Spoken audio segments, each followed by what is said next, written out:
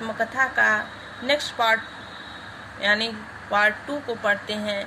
इसके पहले वाले पार्ट में हमने मुंशी प्रेमचंद के जीवन परिचय कहानी का कुछ भाग पढ़ा, तो आइए इसके सेकंड पार्ट नेक्स्ट पार्ट में कहानी के आगे का पढ़ते हैं कि क्या होता है।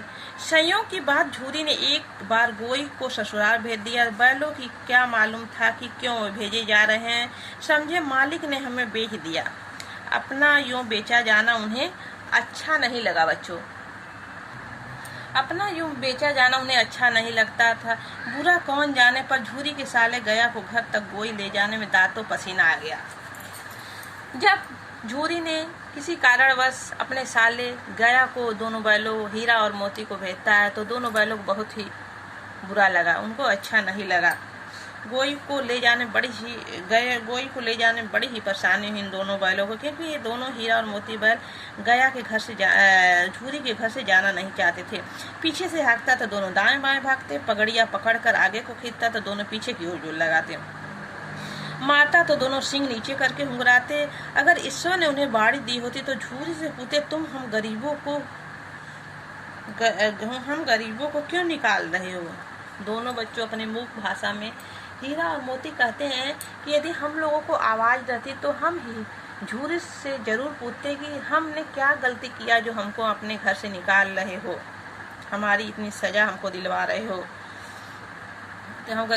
हमने तो तुम्हारी सेवा करने में कोई कसर नहीं उठा रखी। दोनों बैल कहते हैं बच्चों अपनी भाषा में कि हमने तो आपकी सेवा करने में कोई कसर नहीं, जो भी आपने हमसे करवाए वो हमने किया, तो फिर हमको क्यों दूसरों के घर भेज रहे हो। अगर इतना मेहनत से काम न चलता तो और भी काम लेते।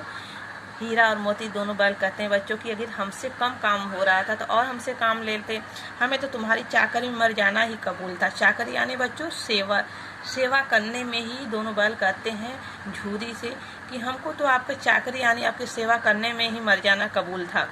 हमने कभी दाने चारे की भी शिकार नहीं किया, जो भी आपने दिया वो हमने खाया। तुमने तो कुछ खिलाया और सिर झुका कर खा लिया, फिर तुमने हमें इस जालिम के हाथे क्यों बेच दिया। संध्या समय दोनों बैल अपने नए स्थान पर पहुंचे। दिन भर के भूखे थे, लेकिन जब नाद में लगाए गए तो एक ने भी उसके मुंह में न डाला, एक ने भी अपने मुंह में, दोनों ने कुछ खाया पिया नहीं। दिल भारी हो रहा था, इसने उन्होंने अपना घर समझ रहा था, वह आज उसे छूट गया।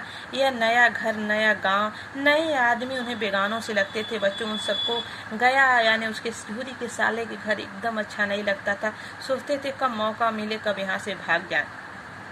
दोनों जैसे लगता था किसी अपनापन तो कुछ एकदम था ही नहीं। झूरी जो था इन दोनों से बहुत ही प्रेम करता था और यहाँ तो बेगानों जैसे लगता था। चाहे इंसान भी बच्चों सोच लो, अगर इंसान भी जहाँ जिसको प्रेम नहीं मिलता वहाँ नहीं जाना चाहता, वो वहीं रहना चाहता है जहाँ उसको प्यार मिलता है।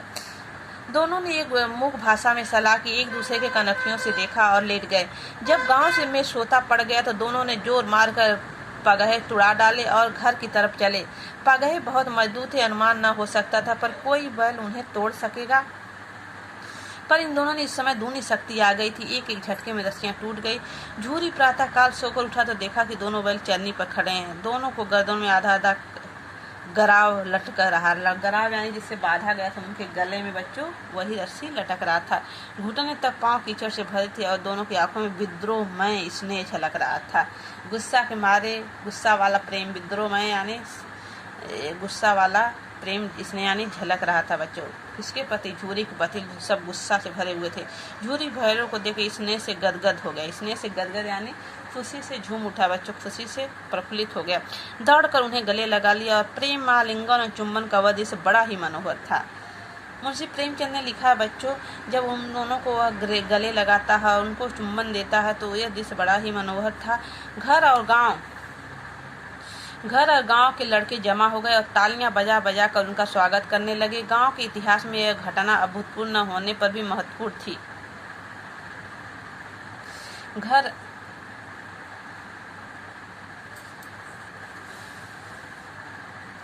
घर और गांव में लड़के जमा हो गए और तालियां बजा कर उनका स्वागत करने लगे। गांव के इतिहास में यह घटना अभूतपूर्व न होने पर महत्वपूर्ण थी। बाल सभा ने निश्चय किया, बच्चों ने यह निश्चय किया कि दोनों पशुओं वीर को अभिनंदन पत्र देना चाहिए। कोई अपने घर से रोटियां लाए तो कोई गुड़ तो कोई चोकर कोई भूसी। एक बालक ने कहा, ऐसा बल किसी के पास न होंगे। दूसरे ने समर्थन किया कि इतनी दूरी से दोनों अकेले चले आए। तीसरा बोला, बैल नहीं है, वे उस जन्म के आदमी है बच्चों। तीसरा, बच्चे सब आपस में वाद विवाद कर रहे हैं। किसी ने कहा कि किसी बैल किसी के पास ना होंगे। दूसरे ने समर्थन दिया कि दोनों इतनी दूर से अकेले चले आए। तीसरा बोल रहा बच्चा कि उस समय के आदमी रहे होंगे। इसका प्रतिवाद करने की किसी को साहस न हुआ। जूरी की स्त्री ने बैलों को द्वार पर खड़ा देखा तो जल उठी। बोली, कैसी नमक हराम बैल है कि एक दिन वहाँ काम न किया, भाग खड़े हुए। जूरी अपने बैलों का यह संक्षेप अपेक्ष न सुन सका। नमक हराम क्यों है? दाना चारी न दिया होगा तो क्या करते? स्त्री ने रोब के साथ कहा, बस तुम तो बैलों को खिलाना जानते हो और तो और साथ पानी पिला कर रखते हो। सभी पानी पिला कर रखते हैं। कहती है कि अपने भाई को कहती है, क्या वो सब लोग तो पानी पिला कर रखते हैं, तुम्ही तो दाना पानी खिलाते हो। जूरी ने चिढ़ाया, चारा मिलाया तो क्या भागते? जूरी ने चिढ़ाया, चारा मिलता तो क्या भागते? कहा, यदि अच्छा उनको भोजन दिया गया होता तो क्यों भागते? अपनी पत्नी से कहता है जूरी। स्त्री चिढ़ी भागी, इसलिए वे लोग तुम जैसे बुद्धुओं की तरफ बैलों को सहलाते नहीं, खिलाते हैं जो रगड़ कर जोतते भी। ये दोनों ठहरे कामचोर। जूरी की पत्नी बच्चों दोनों बैलों को कामचोर बताती है। भाग निकले, इसीलिए तो ये भाग निकले। अब देखो कहीं से खली और चोकर मिलता है, भूसे के सिवा कुछ न दूंगी, खाएं चाहे मरें। कहती है जूरी की पत्नी, खाएं चाहे मरें, इन दोनों को कुछ नहीं दूंगी। वही हुआ। मंजूर के कड़ी ताकीद कर दी गई। बैलों की खाली भूसा दिया गया। बैलों के नाद में मुंह डाल तो फीका फीका, न कोई चिकनाहट न कोई रस। क्या खाए? आशा भरी आशा द्वार की ओर ताकने लगे कि अब शायद कुछ मिल जाए। जूरी ने मजबूरी में मजूर से कहा, थोड़ी सी खाली क्यों नहीं डाल देते? मालकिन मुझे मार ही डालेंगी। मजूर ने कहा, चुरा कर डाल दो। न दादा, पीछे से तुम भी उन्हें किसी कहोगे। तो आज का वीडियो बच्चों यही समाप्त होता। फिर अगले वीडियो में हम मिलते हैं। ओके, धन्यवाद।